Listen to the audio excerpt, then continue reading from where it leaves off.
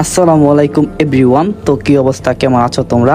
আশা করি আল্লাহর রহমতে অনেকটাই ভালো আছো। আল্লাহর রহমতে আর তোমাদের ভালোবাসায় আমি অনেকটাই ভালো আছি। তাই তো তোমাদের জন্য নিয়ে আসলাম কে আমার আপনজন গল্পের আরো নতুন আরেকটা পর্ব। তো আর বেশি দেরি না কইরা চল আমরা গল্পটা কন্টিনিউ করি। ঈশা আমার সামনে এসে বলল, আমি তোমাকে ভালোবাসি। আমি তার কথা শুনে অনেকটাই অবাক হই। আমি বললাম, আপনি কি পাগল হয়ে গেছেন? ঈশা বলল, না, আমি মন থেকে বলছি। আমি বললাম, মনে হয় আপনাকে ভূত ধরছে তাই আপনি এগুলা বলতেছেন। ঈশা বলল, সত্যি আমি মন থেকে বলছি, তোকে আমি অনেক ভালোবাসি। আর আগের সব ব্যবহারের জন্য আমি মন থেকে ক্ষমা চাচ্ছি। আমি বললাম, ঠিক আছে। আপু অনেকটাই অবাক হই। আপু বলল, আচ্ছা তাহলে তোরা কথা বল, আমি আসি। আমি আবার কাবাবে হাড্ডি হতে চাই না। আমি বললাম, আচ্ছা আপু। এই বলে আপু চলে গেল।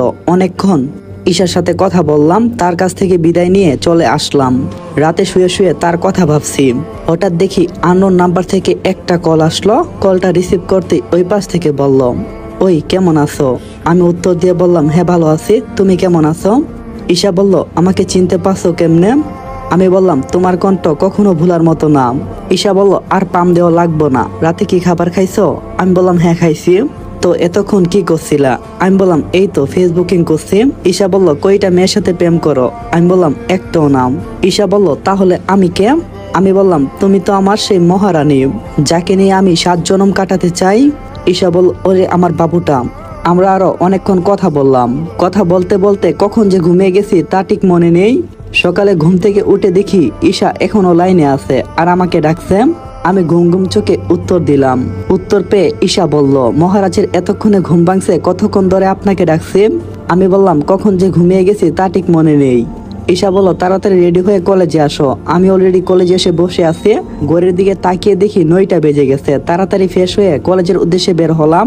কলেজ গেট দিয়ে ঢুকতেই দেখি ঈশা আজকেও একটা শাড়ি পরে আছে। নীল শাড়িতে ওকে অনেক সুন্দর লাগছে।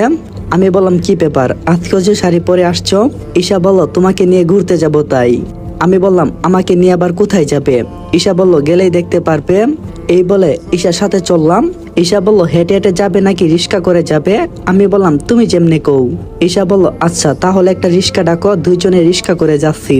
আজকে প্রথম কোনো মেয়ের সাথে বসছি, অনুভূতিটা একটু অন্যরকম লাগছে। ঈশা আমার হাবভাব দেখে বুঝে ফেললো আর আমার দিকে একটু চেপে বসলো। আমি বললাম, এই ঈশা একটু সাইডে বসো। ঈশা বলল, না। এই বলে ঈশা তার 2 হাত দিয়ে আমার একটা হাতকে জাপটে ধরে বসে রইল। দুইজনে একটা পার্কের মধ্যে গেলাম। অনেকক্ষণ সেখানে কথা বলে বাসার উদ্দেশ্যে রওনা দেব। এমন সময় দেখলাম সজল ভাইয়া ঋতুদের বাসার দিকে যাচ্ছে। আমি তাকে দেখা মারতই। আমি ঈশাকে বললাম, ঈশা তাহলে তুমি এখন যাও, আমার একটু কাজ আছে। ঈশা বলল, কি এমন জরুরি কাজ? আমি বললাম, তোমাকে পরে বলবো। এই বলে সজল ভাইয়ের পিছু পিছু যেতে লাগলাম। ঈশাকে একটা রিস্কায় উঠিয়ে দিয়েছি। তখন দেখলাম যে সজল ভাই ঋতুদের বাসায় ঢুকছে। আজব করা বিষয় হচ্ছে, তাদের বাসাটা একদম ফাঁকা। সজল ভাই সোজা ঋতুর রুমে চলে গেল। আমি তার পিছন পিছন যাচ্ছি। হঠাৎ সজল ভাই ঋতুর রুমে ঢুকে দরজা বন্ধ করে দিল। ব্যাপারটা আমার সুবিধা টিকছে না। তার মানে কি আমার ধারণা এই সত্যি? তাহলে সজল ভাই ঋতুর সাথে এই কাজটা করছিল। আমি আর দেরি না করে দরজার সামনে গেলাম। ভিতর দিক থেকে তাদের কথা শুনছি। সজল ভাই ঋতুকে যা বলল তা শুনে যেন আমি আকাশ থেকে পড়লাম। কারণ সজল ভাই ঋতুকে বলল, আজকে তোমাদের জন্য সব সম্পত্তি আমার নামে। বাবা কাগজ করে আমাকে সব দিয়ে দিয়েছে। তখন দেখলাম চাচা আর চাচির আওয়াজ। তার মানে তারা সবাই একই ঘরে। তখন চাচা বলল, তাহলে ঋতুকে বিয়ে করবে কখন? সজল ভাই বলল, আগে মাইশাকে বিদায় করি, আর মাইশা হলো আমার ভাবির নাম, তারপর না হয় ঋতুকে বিয়ে করব। ঋতু বলল, আমার আর তোর সইছে না। কবে যে তোমার ঘরে বউ হয়ে যাব, আর এই অন্ধের নাটক করতে ভালো লাগে না? তার মানে ঋতু এসবের মধ্যে জড়িত? আমার মাথা কাজ করছে না, কি করব কিছুই বুঝে উঠতে পারছি না। দরজার মধ্যে একটা লাথি মারলাম। তখন কেউ এসে দরজাটা খুলে দিল। ভাইয়া আমাকে দেখে যেন চমকে গেল আর বলল, তুই এখানে? আমি বললাম, তুমি এখানে কি করো? তখন সজল ভাই বলল, আমার একটু কাজ আছে তাই আসছি। আমি বললাম, এই তোমার কাজ, ঘরে বউ রেখে এখানে অন্য মেয়ের সাথে নষ্টামি করার জন্য আসছো? তখন ঘর থেকে ঋতু বলল, ভাইয়া তুমি এসব কি বলছো? আমি বললাম, চুপ, তোর ওই মুখ থেকে আমাকে ভাই বলবি না। আর কত অন্ধের নাটক করবি? জানিস তোকে নিজে ছোট বোন মনে করতাম, কিন্তু তুই আমার সাথে যে কাজটা করছস তা আমার সারা জীবন মনে থাকবে। একটা দর্শকের টেক দিছস আমার গায়ে। তখন সজল ভাই হামাগুড়ি দিয়ে বলল, প্লিজ অনন্ত তুই কাউকে বলিস না। আমি বললাম, আমি সবাইকে বলে দেব। তখনই কেউ একজন আমার মাথায় লাঠি দিয়ে আঘাত করলো। চারপাশটা যেন অন্ধকার হয়ে যাচ্ছে। অজ্ঞান হয়ে সেখানে পড়ে যায়। যখন জ্ঞান ফিরে তখন দেখি আমি 4 রাস্তার মোড়ে একটা জঙ্গলের ধারে পড়ে আছি। উঠতে চেষ্টা করলাম, কিছুতেই উঠতে পারছি না। মনে হচ্ছে তারা আমাকে অনেক মারছে। মাথায় হাত দিয়ে দেখলাম এখনো রক্ত পড়ছে। এই অবস্থায় কোনোভাবে পকেট থেকে মোবাইলটা বের করে আকাশকে ফোন দিলাম। আকাশ ফোনটা রিসিভ করতে ওই পাশ থেকে বলল, কিরে অনন্ত, কি হয়েছে তোর?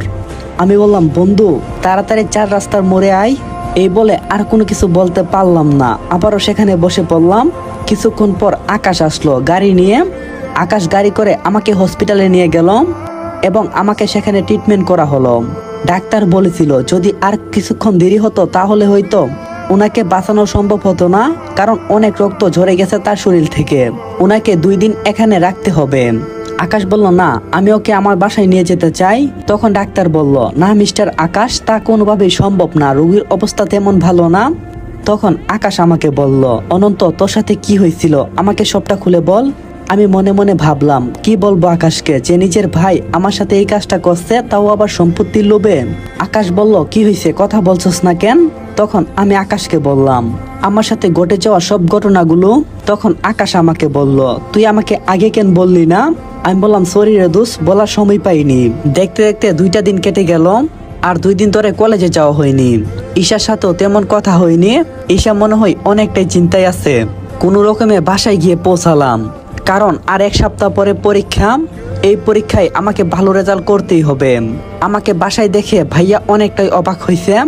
ভাইয়া ভাবছিল আমি সবকিছু তাদেরকে বলে দেব, কিন্তু আমি তার কথা কাউকে বলি না। তা বুঝতে পেরে ভাইয়া অনেকটাই চমকে যায়। মনে মনে ভাবতে থাকে, মনে হয় আমার ভিতরে কোনো একটা প্ল্যান আছে, তাই আমি এখন কাউকে বলছি না। সত্যি বলতে আমি যে চাই না আমার ভাই কারো কাছে কালার হোক। মনোযোগ দিয়ে পড়তে শুরু করলাম। ঈশার সাথেও আগের থেকে সম্পর্কটা অনেক ভালো হয়ে গেছে। অনেকটাই গভীরে চলে গেছি আমরা 2 জন। আর 2 দিন পরে পরীক্ষা, কিন্তু পরীক্ষার ফি কোথা থেকে দেব? আমার কাছে যে কোনো টাকা নাই। তাই আমি আব্বুর কাছে গেলাম আর গিয়ে বললাম, আব্বু। আব্বু বলল, কি বলবি বল। আমি বললাম, আমার না 5,000 টাকা লাগতো। আব্বু বলল, ভিক্ষা করতে চাইলে বাসার বাইরে গিয়ে কর, এই বাসায় কোনো ভিখারির জায়গা নেই। বাবার এই কথা শুনে আমি অনেকটাই অবাক হই। একটা বাবা কেমনে পারে তার সন্তানকে এভাবে বলতে। তখন আমি আম্মুর কাছে গিয়ে বললাম, আম্মু আমার 5,000 টাকা লাগবে। আম্মার সেই একই উত্তর। তখন আমি অনেকটাই নিচু হয়ে সজল ভাইয়ের কাছে গেলাম আর গিয়ে বললাম, আমাকে 5,000 টাকা দিতে পারবি? সজল ভাই বলল, আমার কাছে কোনো টাকা নাই। আমি বললাম, আচ্ছা। এই বলে সেখান থেকে চলে আসলাম। মাথায় কিছুই ঢুকছে না। তখন আপুর কথা মনে হলো, আপুকে কল দিতে যাব। ঠিক তখনই আকাশের একটা মেসেজ আমার ফোনে। আমি মেসেজটা চেক করলাম। আকাশ বলল, কলেজে 10,000 টাকা দিয়ে দিয়েছি, তোর আর চিন্তা করতে হবে না। আমি মনে মনে বললাম, বিপদেই বন্ধুর পরিচয়। আসলে আকাশ আমার সব বিপদে আমার পাশে থাকে। আমার সুখ দুঃখ সবখানেই। স্বার্থ ছাড়া একটা বন্ধু পাইছি, আর কি লাগে। এসব ভাবছি আর কান্না করছি। পরিবারের মানুষ কিভাবে আমার সাথে এমনটা করতে পারে? আমি কি তাদের আপন সন্তান না? এসব ভাবছি। তখনই মনোয়ার চাচা আমার পাশে এসে বলল, কি বাবা কান্না করছো কেন? আমি বললাম, চাচা আপনি তো সবকিছুই জানেন। চাচা বলল, কি করার? আসলে তুমি ওদের সন্তান না। আমি বললাম, চাচা আপনি কি পাগল হয়ে গেছেন? কি বলছেন এসব? চাচা বলল, হ্যাঁ আমি সত্যি কথাই বলছি। আসলে তোমাকে একটা মেলাতে ওরা কুড়িয়ে পায়, আর সেখান থেকে তোমাকে এই বাসায় নিয়ে আসে।